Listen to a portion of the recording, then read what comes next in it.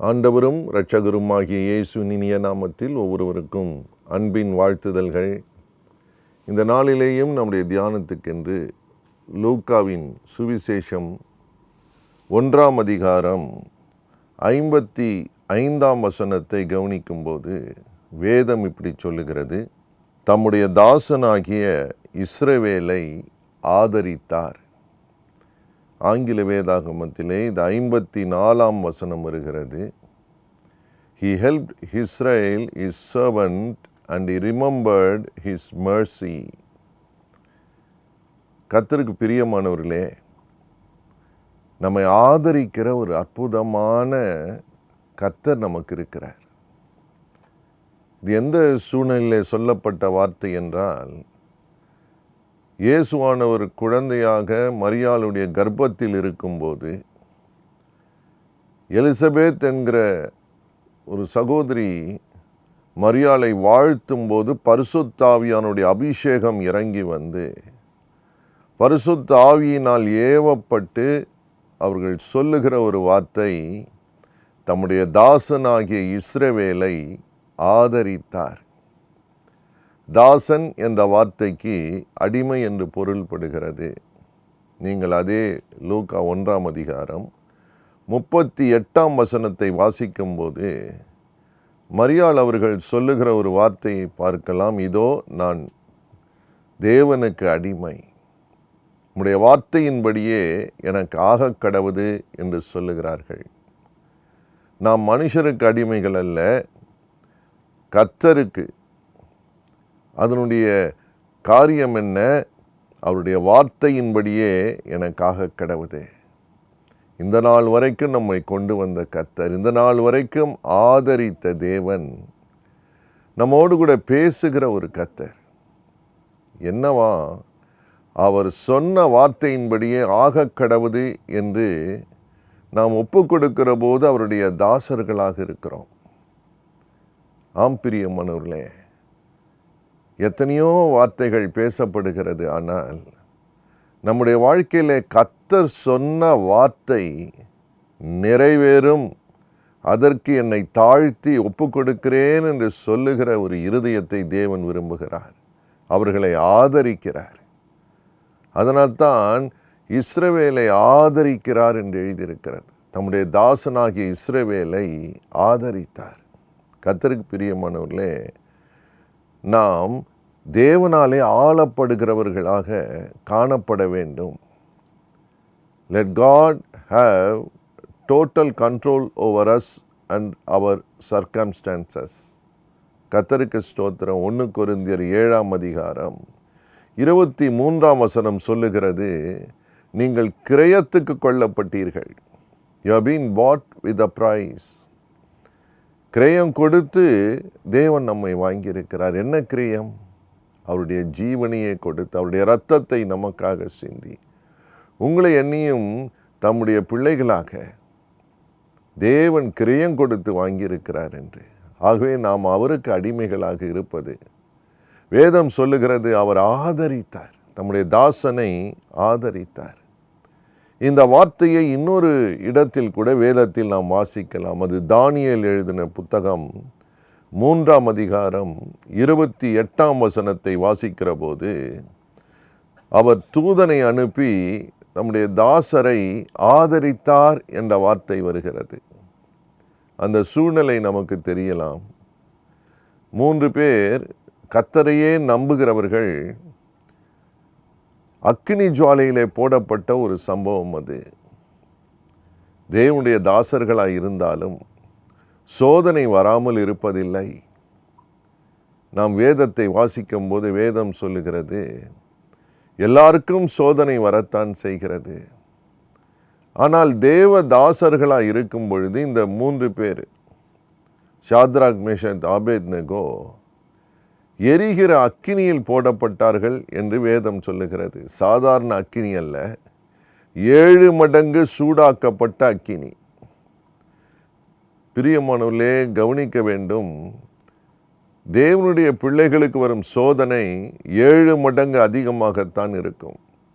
மற்றவர்களுக்கு வர சோதனை கூட சாதாரணமாக இருக்கலாம்.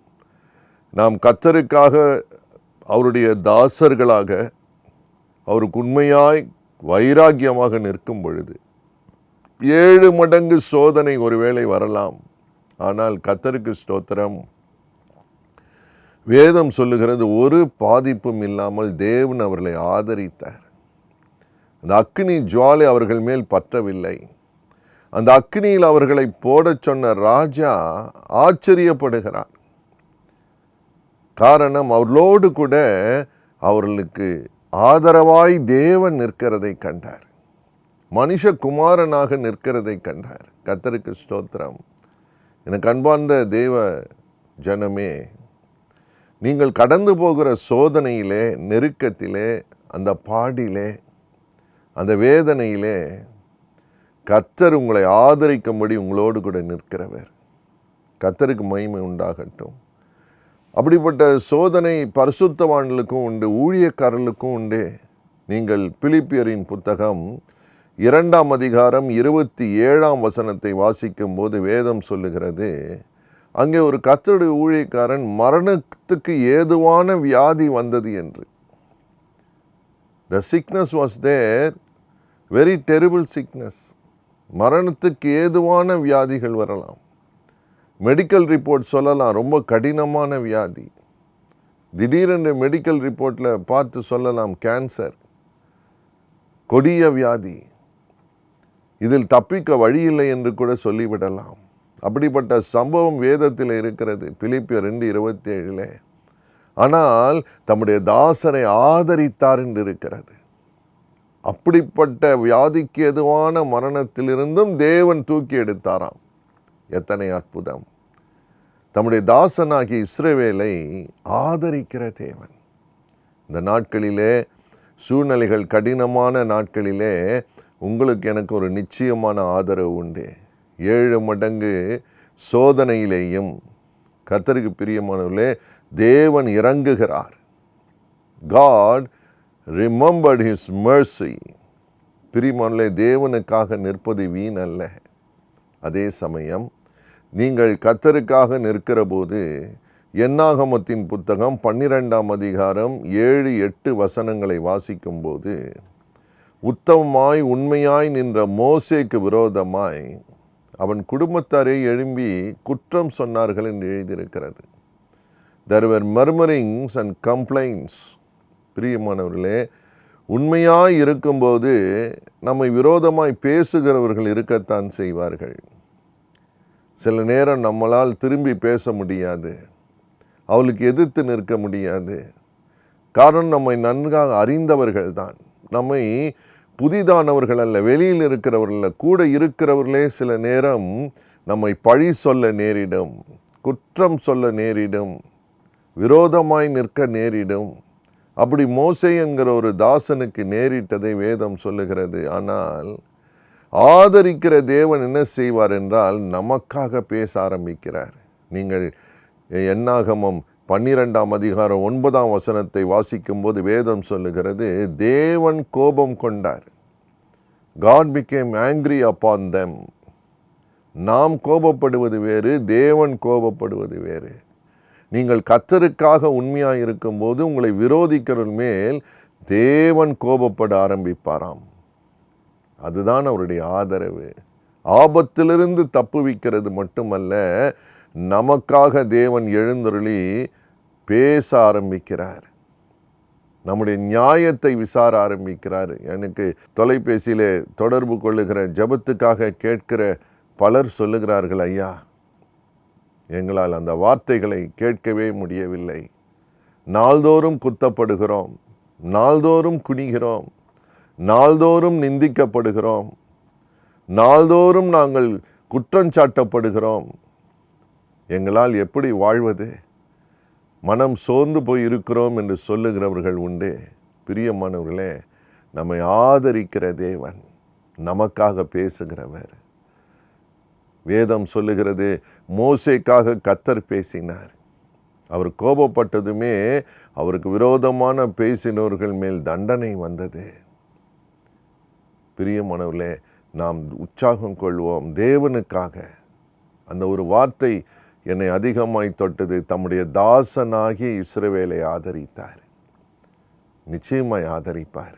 இந்த நாட்களிலேயும் அவருக்காக நாம் அவருடைய பிள்ளையாக, அவருடைய தாசனாக நாம் நம்மை ஒப்பு கொடுக்கிற போது, ஆண்டவரே நீங்கள் மாத்திரம் என்னை ஆளுகை செய்யுங்க, எல்லா விதத்திலையும் எல்லா சூழ்நிலையிலையும் எல்லா காரியத்திலேயும் நான் உமக்கு உண்மையாக இருப்பேன் என்று தேவனோடு இசைந்து வாழ்கிற ஒவ்வொரு வாழ்க்கையிலேயும் கர்த்தர் உதவி செய்கிறவர், கர்த்தர் வழக்காடுகிறவர், கர்த்தர் நியாயத்தை விளங்க பண்ணுவார்.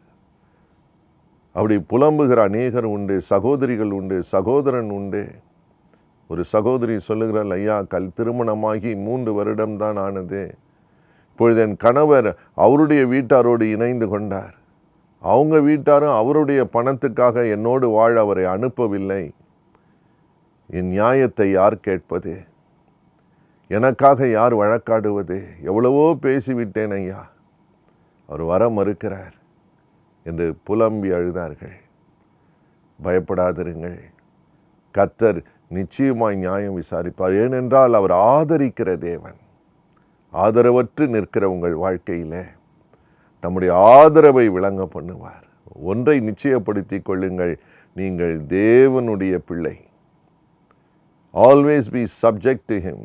கர்த்தருக்கு பிரியமானதை செய்யும்படி கர்த்தருடைய அடிமையாக, ஆண்டவரே மரியாள் சொன்னார்களே, நான் உமக்கு அடிமை, உம்முடைய வார்த்தையின்படி எனக்காக கிடவுது, வேற யாரும் சொல்லி எனக்காக வேண்டாம், நீங்கள் என்ன சொல்கிறீங்களோ அது என் வாழ்க்கையில் நடக்கட்டும் என்று ஒப்பு கொடுக்கிற போதே தேவன் எழுந்தருளுகிறார். அவர் ஆதரிப்பை தெரிய பண்ணுகிறார். அவர் உங்கள் மேல் ஆதரவாய் இருக்கிறதை நிச்சயமாய் தெரிய பண்ணுகிற தேவன். இன்றைக்கு கணவர் மனைவிக்குள்ள நல்ல உறவுகள் அநேக குடும்பங்களில் இல்லை என்பது பரிதாபம். கணவர் எப்பொழுதும் சந்தேகம், மனைவிக்கு எப்பொழுதும் கணவர் மேலே சந்தேகம். இதனால் வந்த வழக்குகள், மன குறைகள். பிரியமானவர்களே, தேவன் பார்க்கிறார். உங்கள் உண்மைக்கு உத்தமத்துக்கு பலன் தருகிற தேவன். அநேக குடும்பங்களிலே பிசாசு அலக்கழிக்கிறதை பார்க்கிறோம். தவறான எண்ணங்கள் தவறான உறவுகளுக்குள்ளே நடத்துகிறதை பார்க்கிறோம். தேவ ஆதரவு இருக்குமானால் நிச்சயமாக ஒவ்வொரு குடும்பத்திலேயும் அற்புதத்தை செய்ய அவர் விரும்புகிறார். அவர் வல்லமை உள்ளவர். பயப்படாதிருங்கள். இன்றைக்கு அவருடைய ஆதரவுக்குள்ளே நாம் இருக்கிறதை நிச்சயப்படுத்தி கொள்ளுவோம், தைரியப்படுவோம். இப்பொழுது உங்கள் மேல் அவருடைய பரிசுத்த கரம் அமரும். உங்களுக்கு சமாதானத்தையும் சௌக்கியத்தையும் கர்த்தர் கட்டளையிடுவார். நாம் ஜெபிக்கலாமா? எங்களை நேசிக்கிற நல்ல தகப்பனே, தம்முடைய தாசனாகிய இஸ்ரவேலை ஆதரித்தார் என்று எழுதியிருக்கிறதே, மனம் இறங்கும். ஆண்டவரே, ஆதரவுக்காக தவிக்கிற உள்ளங்களை பாரும். உம்முடைய அன்பான கரம் அமரட்டும். தகப்பனே, தவறுகளை மன்னியும். கிரயத்துக்கு கொல்லப்பட்டோம் அல்லவா, உம்முடைய இரத்தத்தினால் ஒரு விசை கழுவும். தங்களை ஒப்பு கொடுக்கிற ஒவ்வொருவரையும் பாரும். மனது உருகும். அவருடைய குடும்பத்திலே வாழ்க்கையில் இருக்கிற கசப்புகளை நீக்கி நீர் ஆதரிக்கிறீர் என்பதை விளங்க பண்ணும். நீர் ஆச்சரியமான தயவை விளங்க பண்ணுவீர். அற்புதம் நடக்கட்டும், ஆரோக்கியம் வரட்டும், சுவிட்சம் வரட்டும். திருமணமாகி குழந்தை இல்லாத நிந்தையை சுமக்கிற ஒவ்வொருவர் மேலேயும் தேவ கரம் இப்பொழுது அமரட்டும் சுவாமி. கடன் பிரச்சனை ஆயிற்றே, ஐயோ பொருளாதார குறைவென்று அழுகிற ஒவ்வொருவருக்கு இறங்கும். சரீரத்திலே வேதனையோடு இருக்கிற பிள்ளைகளை இப்பொழுது தொடுகிற தேவன் நீர், தொடுகிற தேவன். அது மரணத்துக்கேனவான வியாதியாக இருக்கலாம், ஆனால் ஆதரிக்கிற தேவ கரம் இப்பொழுது உம்முடைய பிள்ளைகளை தொடுவதாக, குணமாக்குவதாக, ஆண்டவரே பிழைக்கச் செய்வதாக, சௌக்கியத்தை கட்டளையிடுவதாக. உமக்கு ஸ்தோத்திரம். இயேசுவின் மனதுருக்கம் அப்படி செய்வதற்காக நன்றி. அவரை நோக்கி பார்த்த முகங்கள் பிரகாசம் அடைந்ததல்லவா. ஒவ்வொருவரையும் தொடும் பிள்ளைகளை ஆசீர்வதியும். குடும்பமாக கர்த்தருடைய ஆதரவிலே இருக்கிறார்கள் என்பதை விளங்க பண்ணுங்க. சாட்சிகளாய் நிறுத்தும். உம்முடைய வசனத்தின்படியே ஆகட்டும் சுவாமி. தாழ்த்தி ஒப்பு கொடுத்து ஜெயத்தை எடுக்கிறோம். மகிமை உமக்கு செலுத்துகிறோம். இயேசுவின் இரத்தத்தினால் மூடிக்கொள்ளும். இயேசுவின் நாமத்தில் எங்கள் நல்ல பிதாவே. ஆமேன், ஆமேன். God bless you.